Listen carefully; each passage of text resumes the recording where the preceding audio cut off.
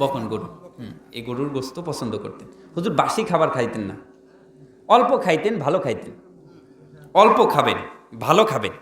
এই ভালো খাওয়া বলতে বাবা খালি যে গরুর গোস্ত আর মুরগির রোস্ট তা কিন্তু না। সবজি বেশি বেশি খাবেন, বেশি ভালো থাকবেন, সুস্থ থাকবেন। খাবারের মধ্যে রসুলের সুন্নাহ আছে না নাই? অল্প খাবেন, ভালো খাবেন, বাসি খাবার খাবেন না। আপনার এই বাসি খাবার, আমাদের দেশের মা বোনেরা তো আবার ওই যে ডাইল নষ্ট, পেট নষ্ট করবো, কিন্তু ডাইল নষ্ট করবো না। কথা বলেন ঠিক না ঠিক?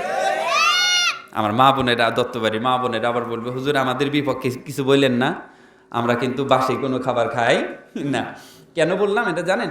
মারা কিন্তু বাসি খাবারের সাথে তাদের একটা ভালো গুড রিলেশন, তা কি জানেন? মানে কি জানেন, আপনারা ভালো ভালো খাওয়াবে, ছেলে মেয়েদের ভালো ভালো খাওয়াবে, বাসি ওই যে সকালের যেটা বাঁচা আছে ওটা খাবে, ফ্রিজে রেখে দিচ্ছে ওইটা খাবে। এটা খায় যে সে কোটি টাকা দামের পাকস্থলী যে নষ্ট করতেছে সে খেয়ালই করে না। আপনার ওই ডাইলের চেয়ে, আপনার ওই পচা বাসি খাবারের চেয়ে আপনার স্টমাকের দাম কম না বেশি? কোটি টাকা দিয়ে একটা স্টমাক আপনি পাকস্থলী পাবেন? পাওয়া যাবে? যে আপনার পাকস্থলী একেবারে পুরা আলসার হয়ে গেছে, নষ্ট হয়ে গেছে, আপনি কি আর পৃথিবীর কোনো মার্কেটে পাবেন? তে আল্লাহ যেই নিয়ামত দিছে সেই নিয়ামতের শুকরিয়া আদায় করার দরকার আছে না নাই? আমরা সবাই বলি যে আমার ধন সম্পদ নাই, আমি গরিব, এই কথা বলি, তাই না বাবা?